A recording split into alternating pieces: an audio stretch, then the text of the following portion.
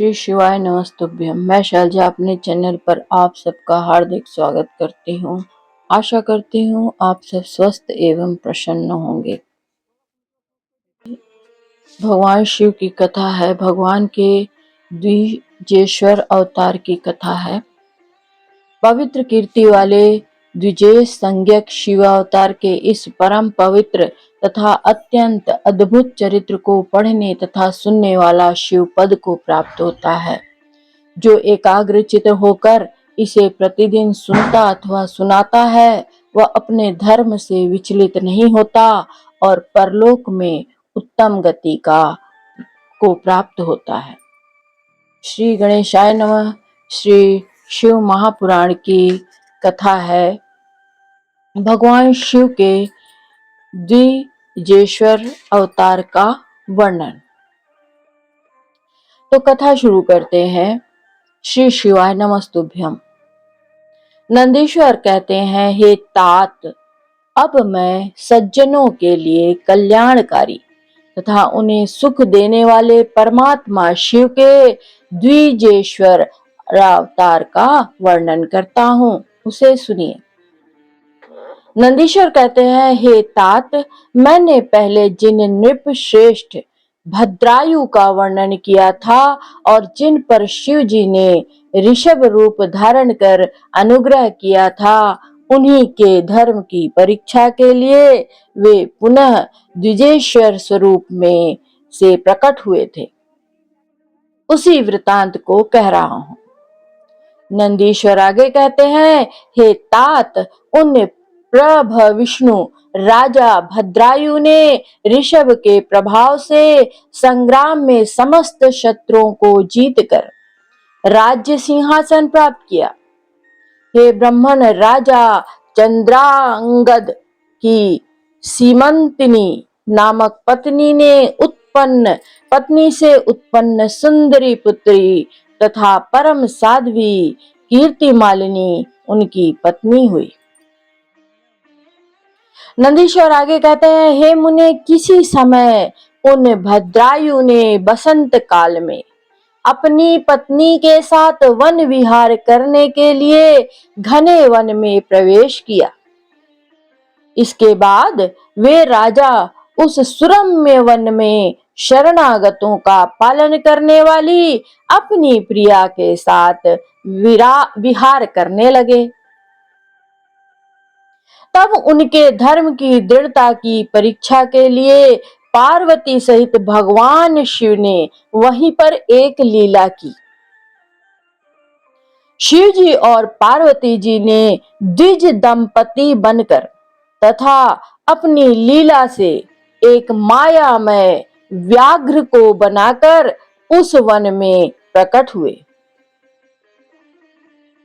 वे दोनों द्विज दंपति जहां राजा विहार कर रहे थे, वहीं से थोड़ी दूर पर व्याघ्र द्वारा पीछा किए जाने पर भय से व्याकुल होकर दौड़ते रोते चिल्लाते हुए राजा के समीप पहुंचे।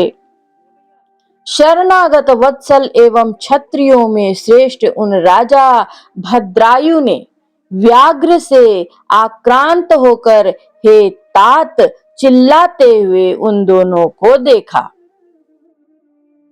हे मुनि श्रेष्ठ, अपनी माया से द्विज दंपति बने हुए उन दोनों ने भय से व्याकुल होकर महाराज भद्रायु से इस प्रकार कहा। द्विज दंपति बोले, हे महाराज, हे धर्मवित्तम, हम दोनों की रक्षा कीजिए। हे महाप्रभु, हम दोनों को खाने के लिए यह व्याघ्र आ रहा है।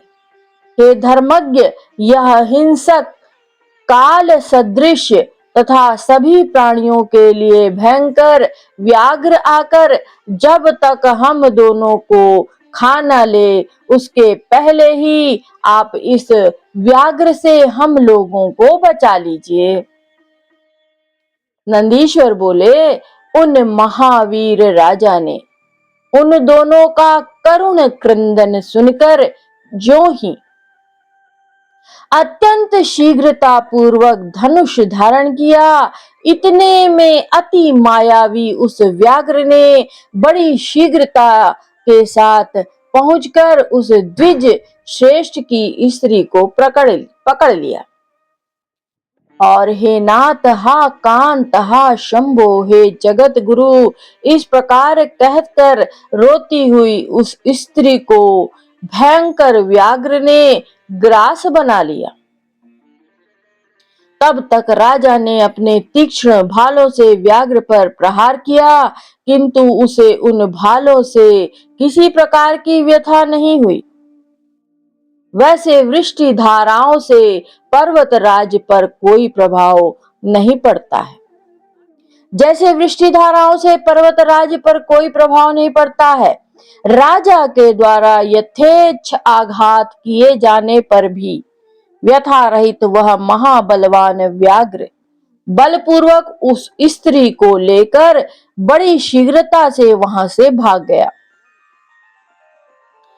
इस प्रकार बाघ के द्वारा अपहृत अपनी स्त्री को देखकर ब्राह्मण अत्यंत विस्मित हो गया और लौकिकी गति का आश्रय लेकर बारंबार रोने लगा। फिर देर तक रोने के बाद अभिमान नष्ट करने वाले तथा माया से विप्र रूप धारण करने वाले उन परमेश्वर ने राजा भद्रायु से कहा। द्विजेश्वर बोले, हे राजन, इस समय तुम्हारे महान अस्त्र कहाँ है? रक्षा करने वाला तुम्हारा महाधनुष कहाँ है? और 12,000 हाथियों का तुम्हारा बल कहाँ है? तुम्हारे शंख तथा खड्ग से क्या लाभ? तुम्हारी समंत्रक अस्त्र विद्या से क्या लाभ?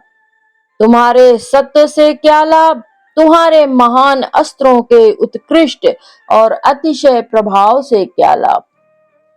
अन्य जो कुछ भी तुम में है वह सब निष्फल हो गया, क्योंकि तुम वन में रहने वाले जंतुओं के आक्रमण को भी रोकने में सक्षम ना हो सके। प्रजाजनों को क्षीण होने से बचाना क्षत्रिय का परम धर्म है। उस कुल धर्म के नष्ट हो जाने पर तुम्हारे जीवित रहने से क्या लाभ है? धर्मज्ञ राजा अपने प्राणों तथा धन से अपने शरण में आए हुए उन दीन दुखियों की रक्षा करते हैं। यदि वे ऐसा नहीं करते तो वो मृतक के समान हैं। पीड़ितों की रक्षा करने में असमर्थ राजाओं के लिए जीवित रहने की अपेक्षा मर जाना ही श्रेयकर है। दान से हीन धनी लोगों के लिए गृहस्थ होने की अपेक्षा भिखारी होना कहीं अधिक श्रेष्ठ है। अनाथ, दीन एवं आर्त जनों की रक्षा करने में जो अक्षम है, उनके लिए विष खाना या अग्नि में प्रवेश कर जाना कहीं अच्छा है, ऐसा बुद्धिमान लोग कहते हैं। नंदीश्वर बोले, इस प्रकार उस ब्राह्मण का विलाप और उसके मुख से अपने पराक्रम की निंदा सुनकर राजा भद्रायु शोक संतप्त हो अपने मन में इस प्रकार विचार करने लगे। अहो, आज भाग्य के उलटफेर से मेरा पराक्रम नष्ट हो गया। आज मेरी कीर्ति नष्ट हो गई और मुझे भयंकर पाप का भागी होना पड़ा। मुझ अभागे तथा दुर्बुद्धि का कुलोचित धर्म नष्ट हो गया। निश्चय ही इस प्रकार के पाप के कारण मेरी संपत्तियों, राज्य और आयु का भी नाश हो जाएगा। अपनी पत्नी के मर जाने से शोक संतप्त इस ब्राह्मण को मैं आज अति प्रिय प्राणों को देकर शोक रहित करूंगा। इस प्रकार नृपश्रेष्ठ भद्रायु ने अपने मन में निश्चय कर उस ब्राह्मण के चरणों में गिरकर उसे सांत्वना देते हुए कहा। भद्रायु बोले, हे ब्राह्मण, हे महाप्राज्ञ, मुझ नष्ट तेज वाले क्षत्रियाधम पर कृपा करके अपने शोक का त्याग कीजिए। मैं आज आपका अभिष्ट पूरा करूंगा। यह राज्य, यह रानी और मेरा यह शरीर सब कुछ आपके अधीन है। इसके अतिरिक्त आप और क्या चाहते हैं?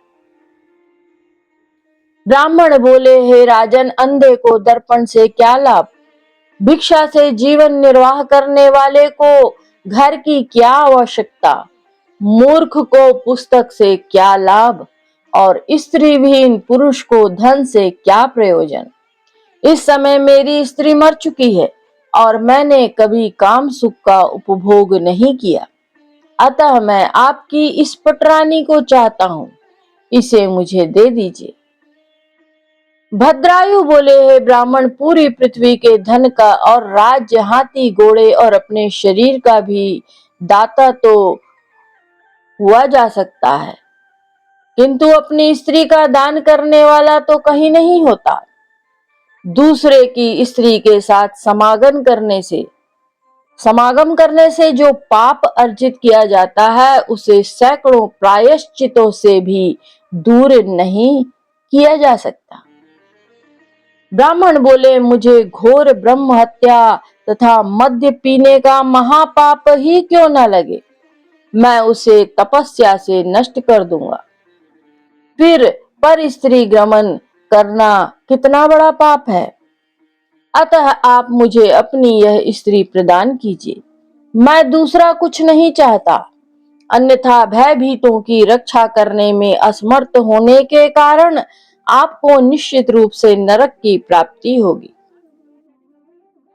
नंदीश्वर बोले, ब्राह्मण की इस बात से भयभीत राजा विचार करने लगे कि भयभीत की रक्षा न कर सकना महान पाप है, उसकी अपेक्षा स्त्री को दे देना ही श्रेयकर है। अतः श्रेष्ठ ब्राह्मण को अपनी स्त्री प्रदान कर पाप से मुक्त हो शीघ्र ही अग्नि में प्रवेश कर जाऊंगा। ऐसा करने से मेरी कीर्ति भी बढ़ेगी। मन में ऐसा विचार कर राजा ने अग्नि प्रज्वलित करके उस ब्राह्मण को बुलाकर जल लेकर संकल्प के साथ अपनी पत्नी को दान कर दिया। इसके बाद स्वयं स्नान करके पवित्र हो देवेश्वरों को प्रणाम कर उस अग्नि की 3 बार प्रदक्षिणा करके समाहित चित्त हो उन्होंने शिव जी का ध्यान किया। शिव जी का ध्यान करने के तदंतर द्विजेश्वर ने साक्षात शिव रूप में प्रकट होकर अपने चरणों में मन लगाकर प्रज्वलित अग्नि में गिरने को उद्यत हुए राजा को रोक दिया।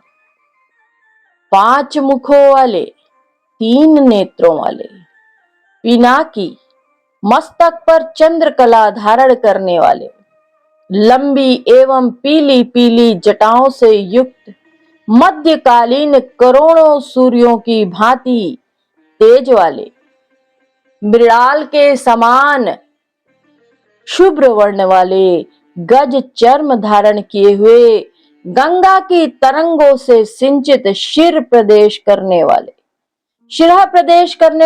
कंठ में नागेंद्र हार रूप आभूषण धारण करने वाले, मुकुट करधनी बाजूबंद तथा कंकड़ धारण करने से उज्जवल प्रतीत होने वाले, त्रिशूल, खड्ग, खट्वांग, कुठार, चर्म, मृग, अभय मुद्रा तथा पिनाक नामक धनुष से युक्त 8 हाथों वाले, बैल पर बैठे हुए और कंठ में विष की कालिमा से सुशोभित उन शिव जी को राजा ने अपने सामने प्रकट हुआ देखा। तब आकाश मंडल से शीघ्र ही दिव्य पुष्प वृष्टि होने लगी, देवताओं की दुदुम्बियां बजने लगी और अप्सराएं नाचने लगी। ब्रह्मा, विष्णु, इंद्रादि देवता, नारदादि महर्षि तथा अन्य मुनिगण भी स्तुति करते हुए वहां आ पहुंचे। उस समय भक्ति से विनम्र हो हाथ जोड़े हुए राजा के देखते देखते ही भक्ति को बढ़ाने वाला महान उत्सव होने लगा।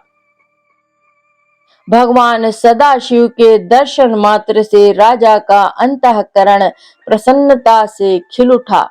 अश्रुपात से सारा शरीर आर्द्र हो गया, शरीर रोमांचित हो गया।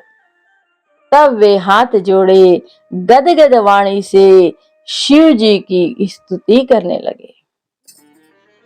इसके बाद राजा के द्वारा स्तुति किए जाने पर पार्वती के साथ प्रसन्न हुए दयानिधि भगवान महेश्वर ने उनसे कहा। महेश्वर बोले, हे राजन, मैं आपकी भक्ति से अत्यंत प्रसन्न हो गया हूँ और आपके धर्म पालन से तो और भी प्रसन्न हुआ हूँ। अब आप अपनी पत्नी सहित वर मांगिए, मैं उसे दूंगा, इसमें संशय नहीं है।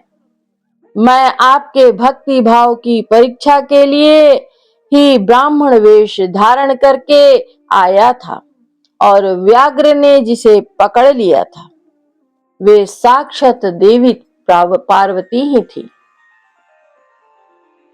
तुम्हारे बाणों से आहत न होने वाला जो व्याघ्र था वह माया से बनाया गया था और मैंने आपके धैर्य की परीक्षा के लिए ही आपकी स्त्री को मांगा था। नंदीश्वर बोले, प्रभु का यह वचन सुनकर उन्हें पुनः प्रणाम कर तथा उनकी स्तुति करके विनम्र होकर वे राजा भद्रायु स्वामी शिव जी से कहने लगे। भद्रायु बोले, हे नाथ, मेरा एक ही वर है जो कि आप परमेश्वर ने सांसारिक ताप से संतप्त मुझको प्रत्यक्ष दर्शन दिया है।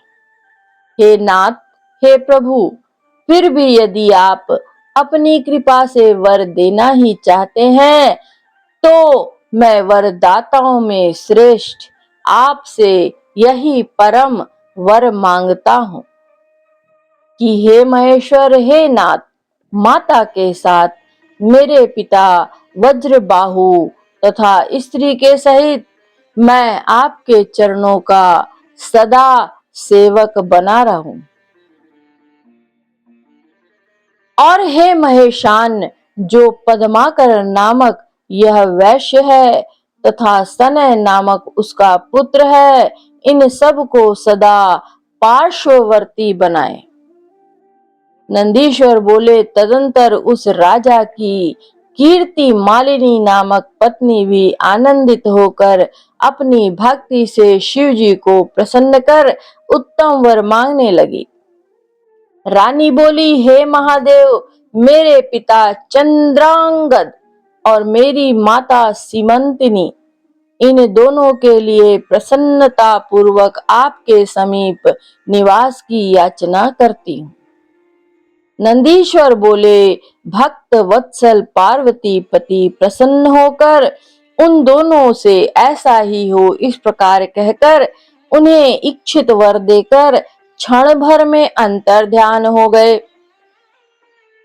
भद्रायु ने भी प्रीति पूर्वक शिव जी की कृपा प्राप्त कर अपनी पत्नी कीर्ति मालिनी के साथ अनेकों विषयों का भोग किया।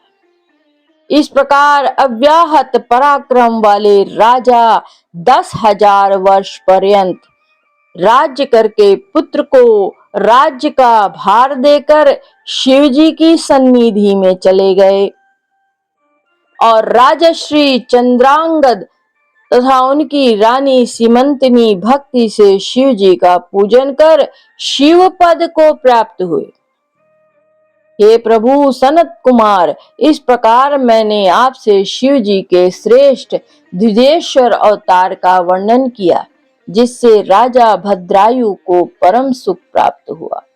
पवित्र कीर्ति वाले द्विजेश संज्ञक शिवावतार के इस परम पवित्र तथा अत्यंत ही अद्भुत चरित्र को पढ़ने वाले तथा सुनने वाले शिवपद को प्राप्त होता है। जो एकाग्रचित होकर इसे प्रतिदिन सुनता अथवा सुनाता है वह अपने धर्म से विचलित नहीं होता और परलोक में उत्तम गति प्राप्त होता है। श्री शिवाय नमस्तुभ्यम।